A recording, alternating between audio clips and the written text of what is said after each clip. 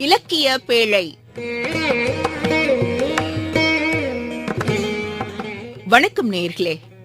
சூழ்நிலைக்கு ஏற்ப கவி படைப்பவர், அதிலும் இலக்கிய சுவை சொட்ட பாட்டு கட்டும் கவியரசர் கண்ணதாசன் நினைவுகளோடு உதவி பேராசிரியர் எம். முத்துமாறன் அவர்கள்.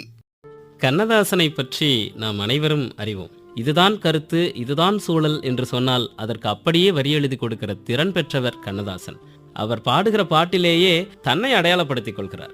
நான் காவியத்தாயின் இளைய மகன், காதல் பெண்களின் பெருந்தலைவன் என்று குறிப்பிடுகிறார். உண்மையிலே ரசனை மிக்க கவிஞன். அந்த கவிஞன் மானிட சாதியை ஆட்டி வைப்பேன், அவர் மாண்டுவிட்டால் அதை பாட்டில் வைப்பேன், நான் நிரந்தரமானவன், அழிவதில்லை, என்ற நிலையிலும் எனக்கு மரணம் இல்லை என்று சொல்லுகிறார். ஒரு இடத்தில் கடவுள் என்றால் யார் என்று கேட்கிற போது அதற்கு ஒரு விளக்கம் கொடுக்கிறார். பூஜ்ஜியத்துக்குள்ளே ஒரு ராஜ்யத்தை ஆண்டு கொண்டு புரியாமலே இருப்பான் ஒருவன், அவனை புரிந்து கொண்டால் அவன்தான் இறைவன் என்று சொல்லுகிறார். இன்னொன்று, தன்னை அடையாளப்படுத்தும் போது நான் படைப்பதனால் என் பெயர் இறைவன் என்று குறிப்பிடுகிறார். யதார்த்தத்தை சொல்லுகிற ஒரு கவிஞனாக இருக்கிறார்.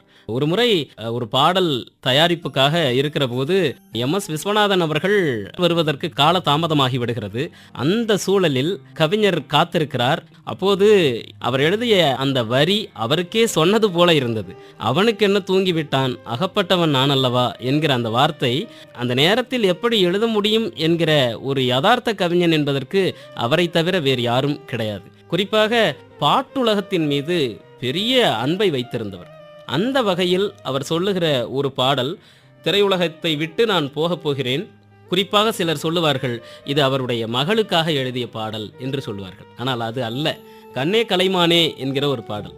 இதிலும் கூட ஒரு வார்த்தை உண்டு. கலைமான் என்று சொன்னால் அது ஆண்மானை குறிப்பதாக இருக்கும். ஆனால் பெண்ணை குறிப்பதாக இதில் வரும். கண்ணே கலைமானே கன்னிமயில் என கண்டேன் உனைநானே என்று சொல்லப்படும். அதில் அவர் பயன்படுத்துகிற அந்த இடம்தான், காதல் கொண்டேன், கனவினை வளர்த்தேன், கண்மணி உனை நான் கருத்தினில் நிறைத்தேன், உனக்கே உயிரானேன், என்னாலும் என்னை நீ மறவாதே என்று சொன்னார்.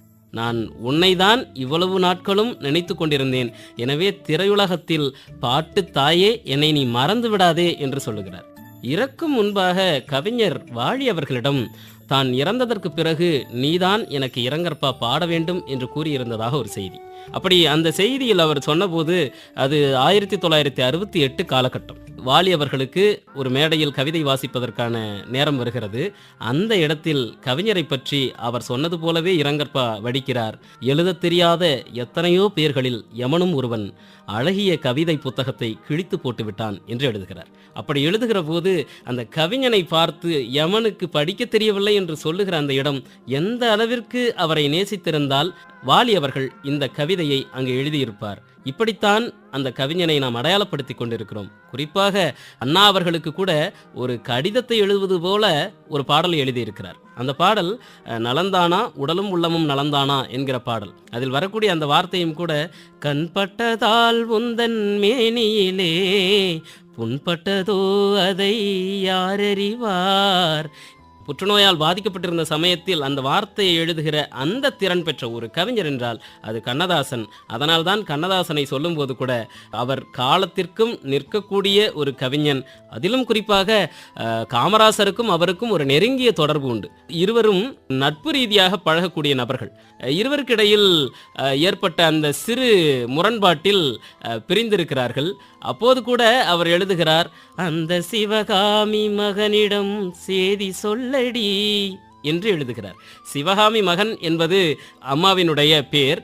அதை எப்படி பாடல் வழியாக சொல்லி அங்கிருந்து அவரை தன்வசப்படுத்தலாம் என்று கேட்கிறார். இன்னொரு இடம் கூட உண்டு. வாலி அவர்களிடத்தில் அப்போதைய முதல்வராக இருந்த எம்ஜிஆர் கேட்கிறார், கண்ணதாசனை நான் அரசவை கவிஞராக நியமிக்கலாம் என்று இருக்கிறேன் என்று சொன்னபோது நான் முழுமனதோடு சம்மதிக்கிறேன், அவர்தான் அரசவை கவிஞராக இருக்க வேண்டும் என்று சொன்னதெல்லாம் இன்றைய காலகட்டத்தில் நீ பெரியவரா நான் பெரியவரா என்கிற ஏற்றத்தாழ்வுகள் நிகழும் பட்சத்தில் அதை விட்டுக் கொடுக்கக்கூடிய மனப்பான்மை உரியவர்களாக இருந்திருக்கிறார்கள். அதற்கான ஒரு அச்சாணியாக இருந்தது எது என்று கேட்டால் அது கவிதை. அந்த கவிதையை உலகத்திற்கு எடுத்து சொல்லி தான் யார் என்பதை சொன்ன ஒரு மகா கவிஞன் அந்த கண்ணதாசன் என்கிற ஒரு கவி.